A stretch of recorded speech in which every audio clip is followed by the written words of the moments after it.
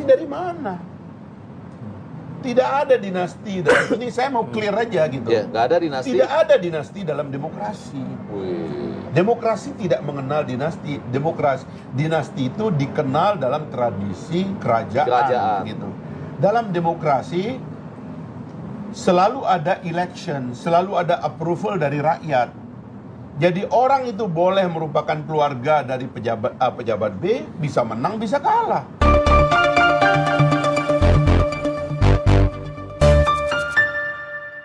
Ya, berjumpa lagi dengan Om Ben. Salam seger waras. Usai MK memutuskan batas usia capres-cawapres bisa di bawah 40 tahun. Asal sedang atau pernah menjabat kepala daerah. Membuat banyak pihak menyorot adanya keanehan di keputusan tersebut. Sebenarnya jangankan pengamat politik, hakim MK yang dissenting opinion, di antaranya nih, Bu Eni, Pak Saldi maupun Pak Arief, membeberkan berbagai keanehan atas keputusan itu. Bukan hanya kronologi sikap penggugat. Proses penyidangan kasus keterlibatan hakim MK, termasuk alasannya yang diajukan. Sebagai bagian amar putusan ada kontradiksi. Memang pada hari Senin lalu, MK menyidangkan berbagai gugatan. Faktanya nih, 5 ditolak dan 1 diterima.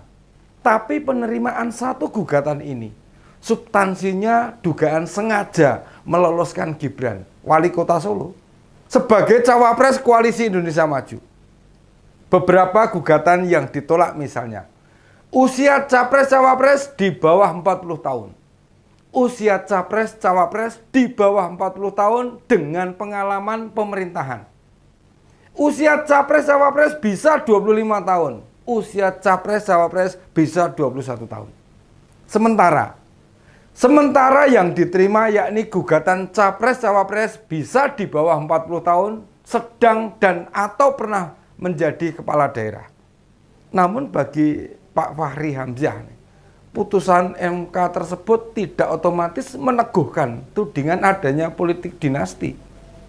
Dan masyarakat tahu, jika ketua MK dijabat Anwar Usman, yang notabene merupakan adik ipar dari presiden. Bagi Bang Fahri, tidak ada terminologi dinasti dalam demokrasi. Duh, Bang, ini loh.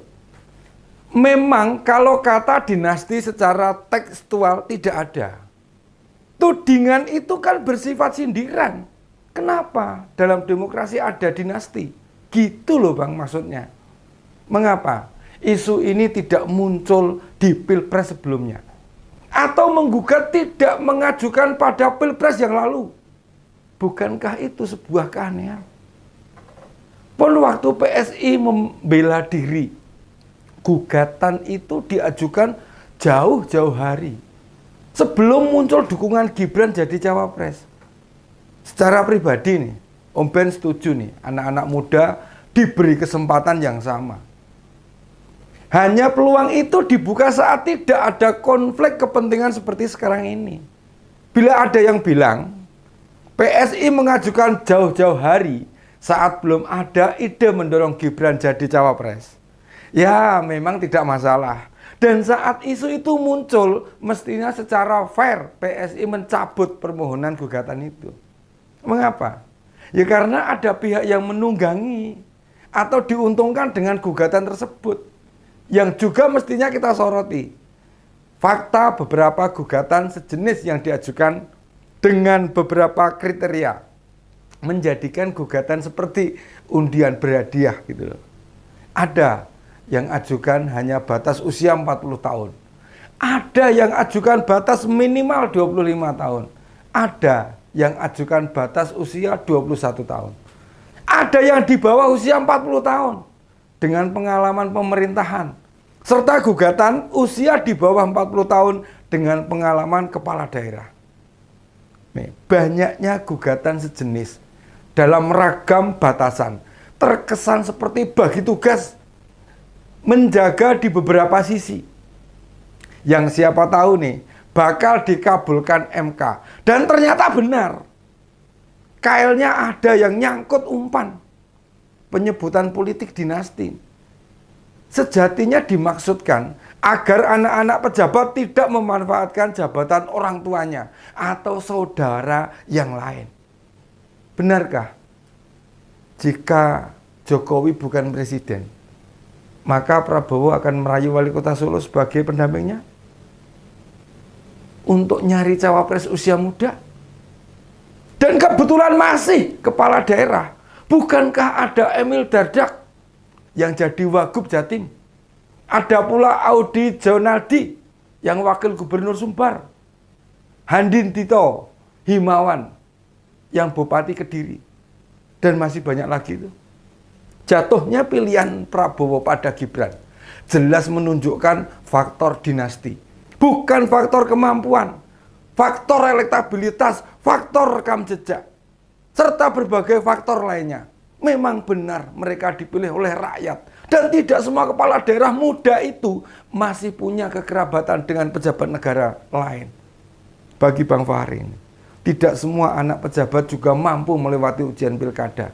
Contohnya Pak, contohnya putri wakil presiden kalah loh di pemilihan wali kota Tangerang.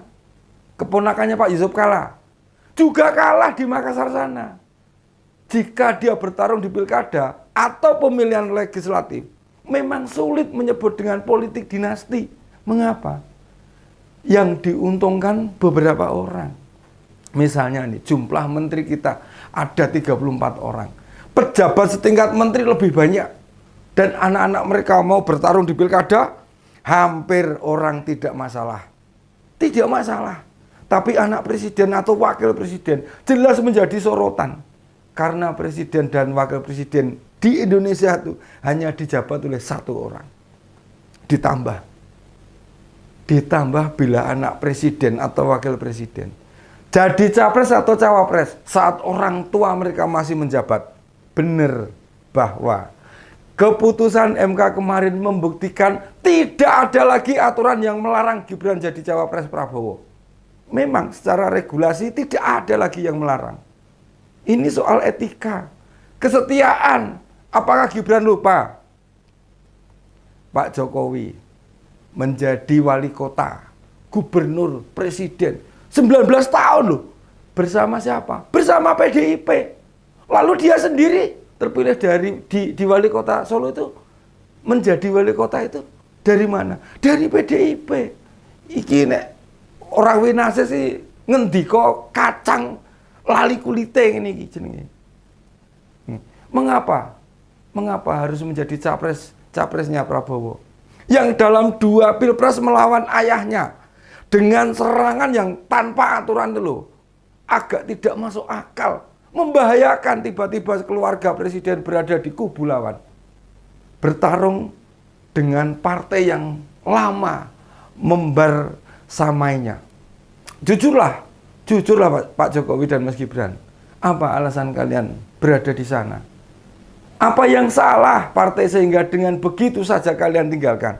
Benarkah jabatan presiden atau wakil presiden membuat lupa diri? Atau bahkan justru mengingatkan betapa sulitnya hidup tanpa jabatan itu?